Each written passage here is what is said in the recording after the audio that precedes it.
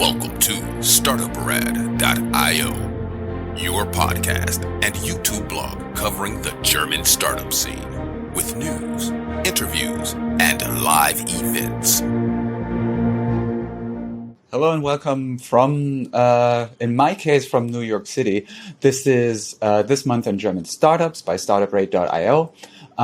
In a news recording with Joe from Frankfurt am Main. Hey, Joe. Hey, guys. And me, Christian from New York City. It is fall. We are back from our summer break, and that's why we bring you another bonus episode as part of our news coverage of the German startup scene. We call it the Unicorn Tracker. It becomes longer and longer every month, it seems.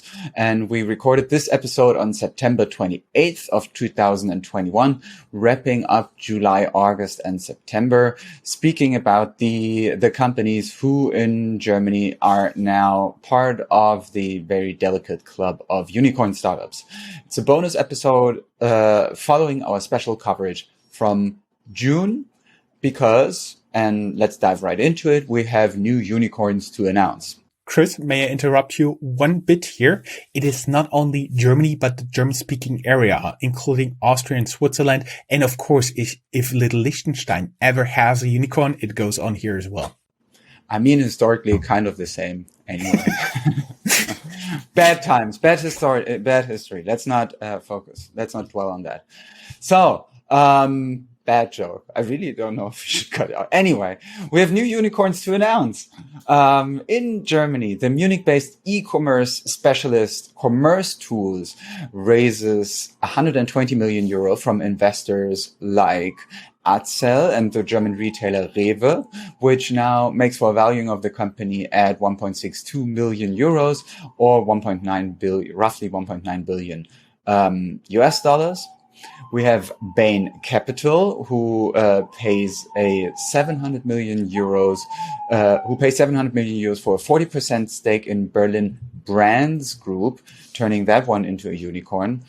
Brands Group is a company that offers their own products via platforms and started buying up Amazon shops. I don't know if you guys can hear it, but there's a siren outside. So it's the usual New York siren that I am contractually obligated to have inside the podcast every time. Also on the 29th of July, we had something like a monster funding day in Germany. It doesn't have to do with Amazon Prime Day. It was just a day on which 3 large rounds of funding were announced. We have the Berlin-based Contentful Headless CMS, which raises 175 million US dollars at a $3 billion valuation. We have the Munich-based startup ESA Aerospace, which increases funding, its funding round from December to 140 million euro. And we have the Berlin-based Grover, a company to rent tech gadgets, who also raises 1 billion US dollars. Grover is also looking for a SPAC IPO. For all of these stories, you can find further information in our show notes. We have the links with deeper information, but here we have to get going. So this is why I'm giving it back to you. Thanks, Chris. The investor Kinetic values newly merged fintech Raisin and DS, formerly Deposit Solution, at 1.3 billion euros fair value as opposed to former book value at 2.5 billion at the merger. Don't get me started on fair value. Go down to the next library. There's a whole wall on just fair value topics. The Schmebe unicorn turned into a unicorn. We talked about Solaris Bank in our last recording. They joined the ranks of unicorns with a new funding round of 160 million euros for UK acquisition, valuing the company at 1.36 billion euros. As reported in this month in German startups, we talked about them that they wanted to do it. Chris, giving it back to you. Yeah. And talking about some more IPOs here, the Swiss startup Sportradar raises 513 million US dollars in an IPO at a $7.4 billion valuation. And we have Babel, language software company, to IPO for 24 to 28 euro a share in Frankfurt, valuing the company at 1 to 2 billion US dollars. They expect to raise around 190 million euro through that move. But they pulled the plug 2 days before the IPO in Frankfurt and said they are now waiting for a better time. And maybe they said so in different languages. Get it? Other languages? SPACs. Chris, thank you. It's always a joy to do the news with you. Yeah, right. Talking about SPACs, Home2Go received 295 million US dollar funding injection as the SPAC moves closer, and they sealed the merger with Lakestar SPAC in German stock market first, valuing the company at 1.2 billion euros. Electric jet company Lilium launched on September 15th on Nasdaq, but the deal did not go according to plan. The German air taxi Lilium wanted to list as $LILM or LILMW. They were looking at raising something like 830 million US dollars, but eventually managed to raise something close to 550 at a 3 billion valuation. An article that is now OBE overcome by events, we shared that they would have run out of cash if they didn't go through with a SPAC deal or another funding. We also talked about the Tony box, which is something like really literally a small box, and you have little figurines that you put on top, and basically that's how you start the audiobooks there. It's very easy to use for children starting maybe at age 3. And they are doing a SPAC deal, but did not manage to cross the unicorn threshold. We talk about them in the regular news. The existing unicorns, Vienna-based trading platform Bitpanda raises 263 million US dollars at 4.1 billion US dollar valuation, not even 6 months after raising 170 million US dollars. They are also taking back the title of Austria's most valuable startup. And they also hired a global head of growth from neobank Revolut to fill in the same position. Chris, you got some more news? Yeah, I mean, I wonder if they need someone for growth if they're already growing this fast. So probably that guy has a good day.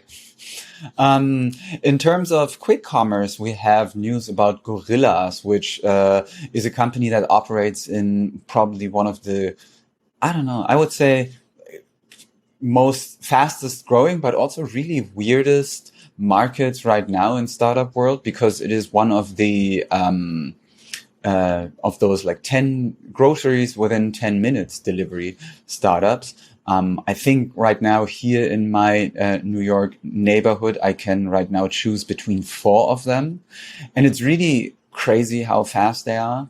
But Chris, did you ever use that? And I heard to the whole section of delivery services referred to as quick commerce. I'm not sure if that's the official title, but it matches pretty well. Have you already used Gorillas there as well? No, not Gorillas. One is called Joker, but I did not like Joker that much because they kind of messed up with my order. I thought due to bad jokes. Yeah, no, I did not. I did not have any human interaction with them.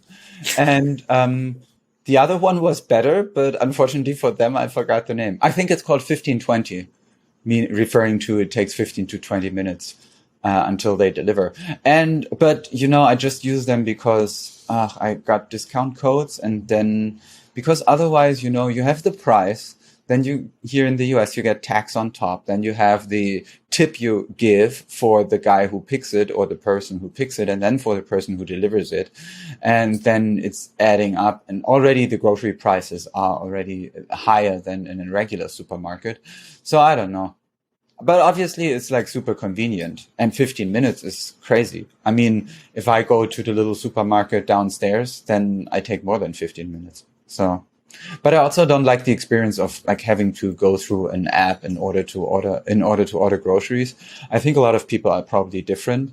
If it's just stuff for your pantry, like pasta or whatever, but still for me, it's just not, I don't know, it's just not a nice experience. It would probably be different if I had a family of 5 and every week I needed to buy the same stuff over and over again. And then I probably would be thankful for someone taking that out of my day. But yeah. Nevertheless, going back to gorillas, they were making headlines this summer, but not necessarily the best kind of headlines. They were considered a shooting star of the Berlin startup scene. They raised funds at a $5 billion valuation. But they got a string of bad press and some problems. And now they are looking for funding at a just $2.1 billion valuation. Financial Times reported that DoorDash was interested in them. And there even was an article mentioning the bad W word, asking if gorillas becomes the new WeWork. That article was in Sifted. We have Uber killer DoorDash is rumored to invest in Berlin-based gorillas, another one. But also that deal then fell through, and then DoorDash now invests in the competitor Flink. So you see also in Germany competition in that space already.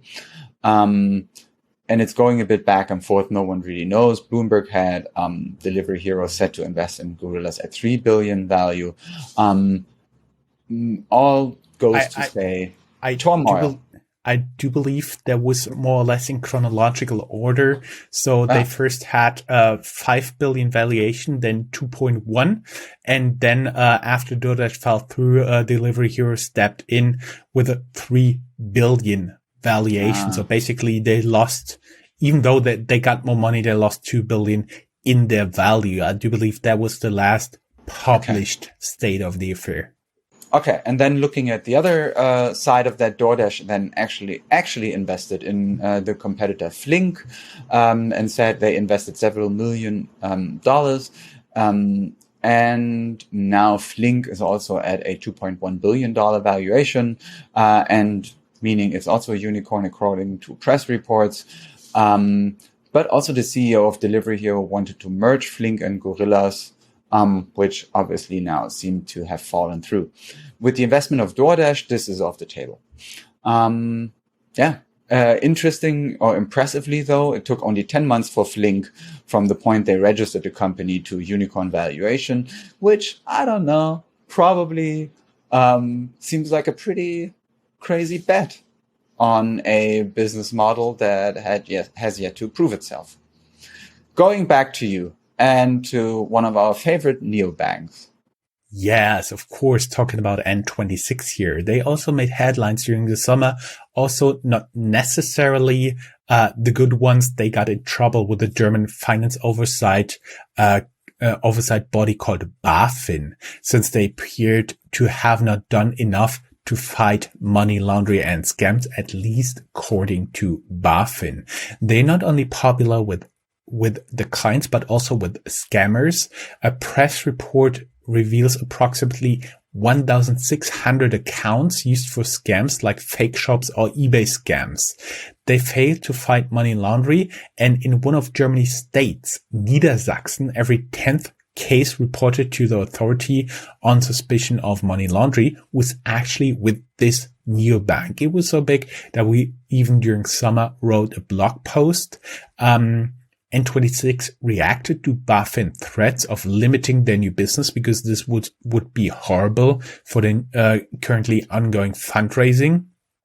And they were reported to give Thomas Grosser an additional role as risk manager. And surprisingly, you can learn a little bit more about Thomas in one of our old interviews linked here, at the point when he was still working in Frankfurt, in charge of Google Pay in Germany, of course, for Google at this time. And we also have a link for that you can meet the 7 decacorns minted in Germany, and they are on hiring spree, but they are all listed. Additional reading, what we call stay ahead of the curve. We do have a few more readings here of interest. Also, Europe's quick commerce startups are overhyped. Their lessons from China and so on and so forth. Go to our link in the show notes and hit our blog post. Chris, it was a short pleasure with you, but I do believe we'll meet again. Yes, let's keep in touch. Bye-bye.